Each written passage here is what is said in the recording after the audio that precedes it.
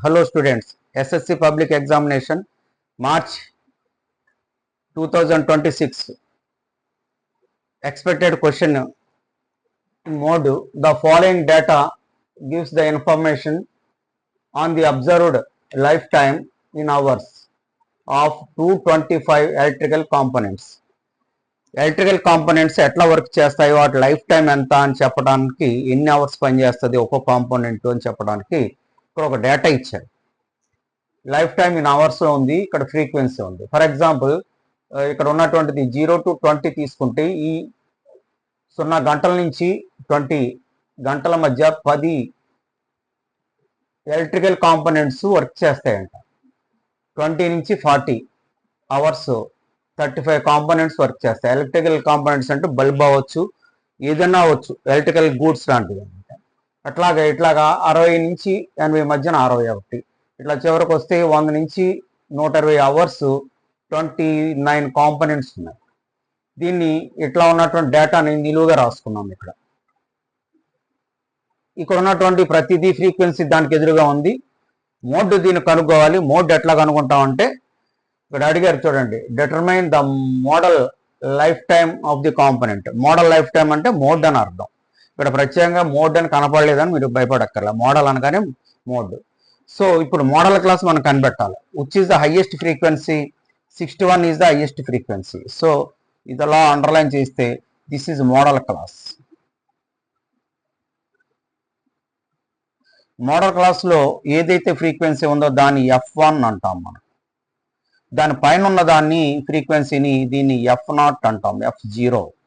కింద ఉన్న దాన్ని F2 అంటాం. ఇక్కడ మీరు గుర్తుపెట్టుకోవడానికి హైయెస్ట్ ఏదేయాలి, 1 వేయాలా, 0 వేయాలా, 2 వేయాలని కన్ఫ్యూజన్ ఒక్కర్లా. మ్యాథమెటిక్స్లో కొన్ని కొండ గుర్తులు ఉంటాయి, కొన్ని ఫాలో అవ్వండి. F0, F1, F2 అర్థమైందా?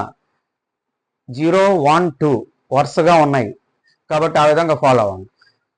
దీనికి సంబంధించి మోడల్ క్లాస్ సంబంధించినటువంటి క్లాస్ ఇంటర్వెల్ ఉంది. ఇక్కడ ఈ క్లాస్ ఇంటర్వెల్లో లోవర్ బౌండరీ 60ని L అంటాం. దిస్ ఈజ్ L, ఈ 16. ఓకేనా? ఇంతవరకు అర్థమైంది. ఇక మనకి మోడ్ అంటే L plus F1 minus F0 by 2F1 minus F0 minus F2 into H కావాలి. అంటే కింద బౌండరీ నుంచి పై బౌండరీని తీయాలి. దీని నుంచి దీన్ని తీయండి. ఇట్లా మైనస్ చేస్తే ఏమైంది? 40 మైనస్ 20 ఎంత? 20 అయింది. హెచ్ ఈజ్ ఈక్వల్ టు ఎంత అయింది? 20 అయింది. H is equal to 20. So L is equal to how much? 60. F0 ఎంత? 52. F1 61, F2 38, H 20. ఇవన్నీ పట్టుకెళ్ళి మన ఫార్ములాలో వేద్దాం. మోడ్ ఈజ్ ఈక్వల్ టు ఎల్లో ఏమేయాలి? 60 వేయాలి, plus F1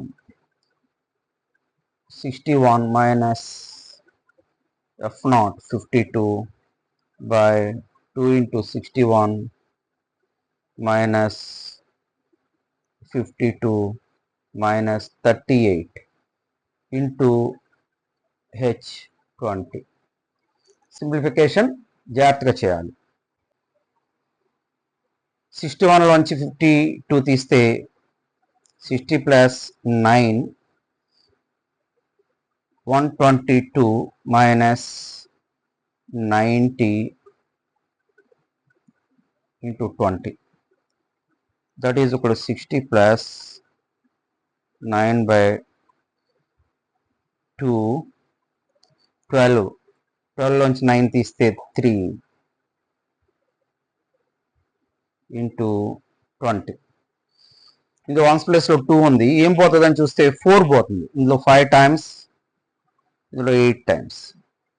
so 60 plus 9 5s are 45 divided by 8. మనం ఇక్కడ 45ని 8 చేత భాగిద్దాం. రఫ్ వర్క్ పక్కనే చేయండి. 5 times 5 8s are 40, రిమైండర్ 5. ఇక్కడ డిస్మల్ పెట్టి ఒక జీరోని ఇక్కడ సప్లై చేసుకోండి.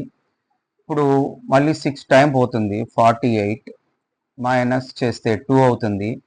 2 పక్కన మళ్ళీ 0 వేయండి. 2 టైమ్స్ పోతుంది అంటే 16.